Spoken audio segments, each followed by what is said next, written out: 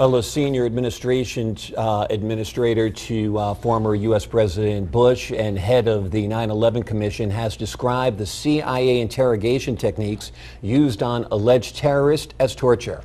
Rob Polito from Seton Hall is a political science professor and is here now to discuss the Zellicow Memo. Good to have you here. Good morning. First of all, tell us a little bit about what this memo is for those who may not be following.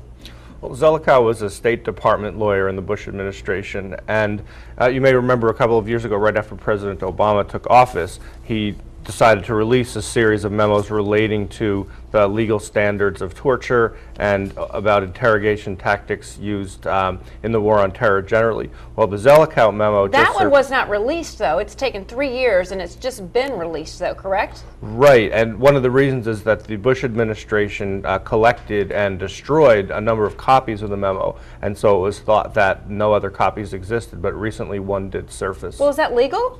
What the Bush administration allegedly did?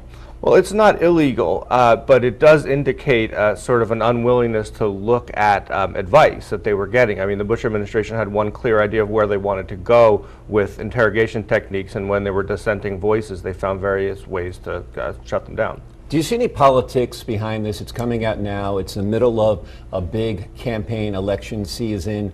Democrats still are beating up on Bush for his prior 4 years. Do you see any political motivation for the release? Well, there could be. It's kind of a complicated topic as well, because the president, as we know, can set standards for implementing policy that already exists. So we have a definition in U.S. law of what torture is and what cruel, inhuman, and degrading treatment is, which is separate from torture, less than torture. And so President Obama, when he took office in 2009, said we're going to use a very restrictive standard as far as what U.S. interrogators can do. So now one way that the story could go is to say, well, here we have people within the Bush administration who said what you're doing violates the law, and the information was not only ignored but suppressed. So there is that sort of political angle to it. The memo, in essence, pretty much tore apart the legal justification for waterboarding. Is that correct?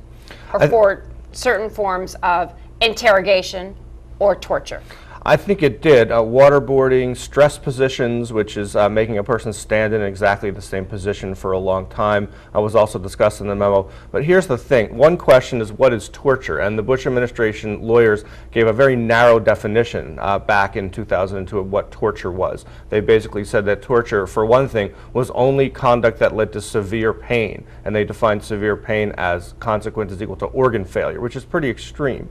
But what Zellicow was saying is there's a separate legal standard that applies even if you don't think something is torture. It could still be prohibited if it amounts to cruel, inhuman, and degrading treatment. So there's torture and there's something less than torture, which can also be prohibited. And Zellicow was saying, well, some of these things, even if you don't call them torture, which many people would, including myself, you can still find a reason to say that they're illegal. And the Bush administration disagreed with that point of view and tried to suppress it. So this is one man's memo. Does the memo have larger implications in that, was this a war crime? You know, it could perhaps. I mean, what it does to me is it suggests that it's even more clear the administration knew that they were crossing a legal line. But I think when the President... But it was according just to this one memo. I mean, how much weight does this one memo have? The administration, I'm sure, would get many, many pieces of advice and memos. So, you know, give us some perspective on how much weight this memo held. Well, I think one of the things is that you had someone saying pretty clearly within the administration, this is wrong, this is illegal, whereas before the critics were coming from outside the administration for the most part. But the other issue is that President Obama said pretty clearly that he was going to set a new standard going forward, but that he wasn't interested in seeking prosecution of officials from the previous administration. And that disappointed a lot of people, but I don't think that this revelation is going to change that approach. Now, a lot of people might say the end justifies the means, that if they were able to get good information through dubious methods, it might be worth it in the long run. And that's part of the problem that all leaders in the Bush administration and the Obama administration and going forward will face, is how far do we go in this area that is sometimes ill-defined to get information that may save lives?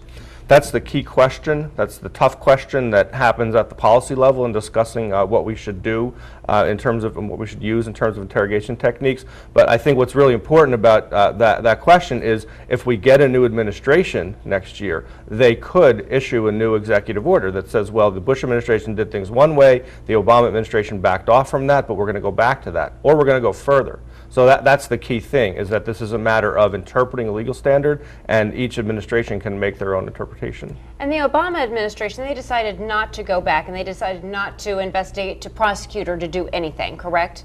Well, to do anything in terms of seeking war crimes prosecutions or exacting some kind of punishment on past officials, I think their focus is on we're going to change policy now. So right after the inauguration, in fact, the president issued an executive order entitled Ensuring Lawful Interrogations. And he says that the standard that will be used, number one, is the Geneva Convention, and number two is something called the Army Field Manual, which, contrary to its name, is actually pretty restrictive. And it doesn't allow interrogators to use any kind of threats, violence, or coercion. All right, Rob Polito, Seton Hall University, thank you so much for your insight into this issue. Thank you.